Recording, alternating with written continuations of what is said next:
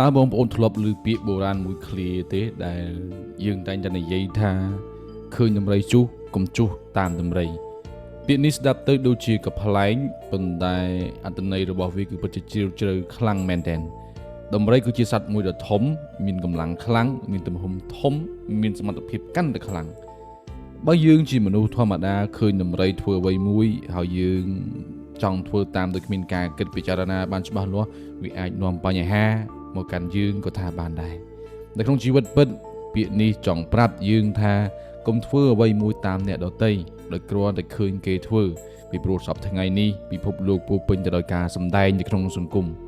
បើសិនជាយើងចេះតែចង់ធ្វើតាមគេនោះប្រកបណាស់នឹងមានគ្រោះថ្នាក់យើងឃើញមនុស្សបង្ហាញអំពីជីវិតល្អៗរថយន្តថ្លៃៗទូរស័ព្ទថ្មីការធ្វើអាជីវកម្មខ្នាតធំ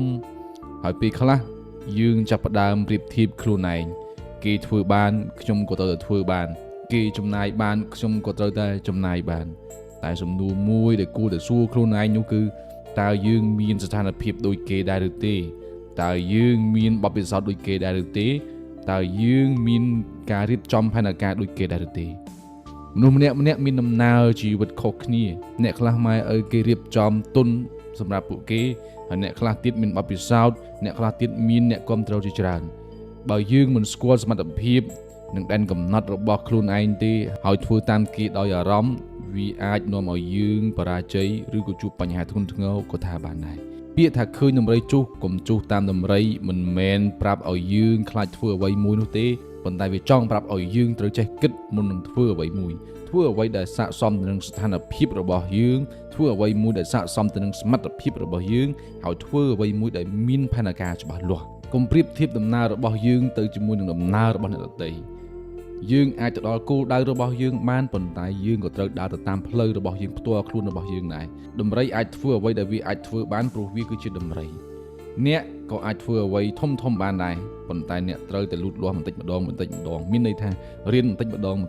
សន្សំបន្តិចម្ដងនិងកសាងបទពិសោធន៍របស់យើងបន្តិចម្ដងដូចគ្នាដែរការទទួលបានលទ្ធផលល្អមួយមិនមែនបានមកពីការធ្វើតាមគេនោះទេប៉ុន្តែវាបានមកពីការយល់ដឹងផ្ទាល់ខ្លួនរបស់យើងដូច្នេះហើយពេលណាដែលយើងឃើញអ្នកដទៃគេធ្វើអ្វីធំកុំប្រញាប់ធ្វើតាមគេភ្លាមត្រូវសួរខ្លួនឯងជាមុនសិនថាតើវាសមនឹងយើងដែរទេតើយើងបានត្រៀមខ្លួនរួចរាល់ហើយឬនៅតើយើងអាចទ្រាំទ្រនៃផលវិបាកបានដែរឬទេ